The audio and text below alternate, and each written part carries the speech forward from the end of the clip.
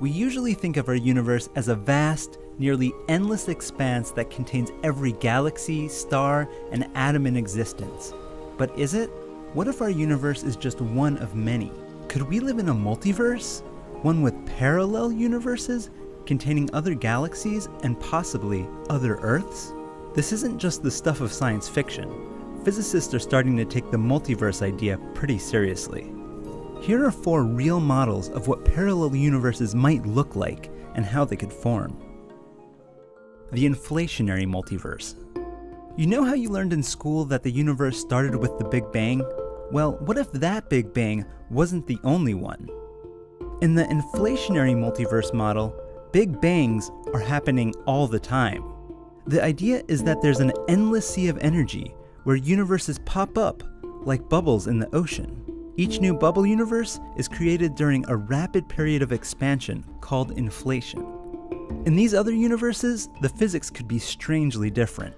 There could be universes where gravity is weak and objects seem to almost float around, or universes where electromagnetism is strikingly different.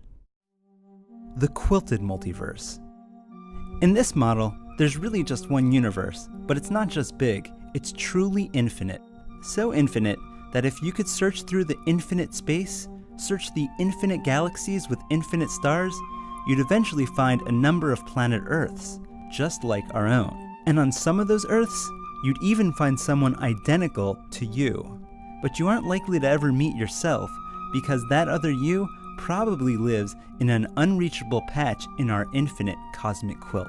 Even if you started flying through space at light speed right after the universe was born, while you could travel tens of billions of light years away, you could never escape your small local patch in the endless quilt of space. The quantum multiverse. When things get really small, they get really weird. Quantum mechanics rules the behavior of small particles, like this electron. As it moves along, where exactly is it? Quantum mechanics would say that it could be any number of places. But take a picture. It's right there. But how did it decide where to go when you took the picture? In the quantum multiverse hypothesis, fickle particles don't have to decide where to pose for pictures. Each of those possibilities would live in its own universe.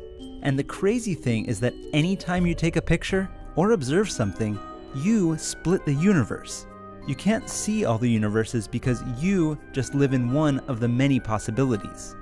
So as you move along your life observing particles, people, puppies, the universe is constantly splitting, and you're just traveling along one of the many paths in the quantum multiverse.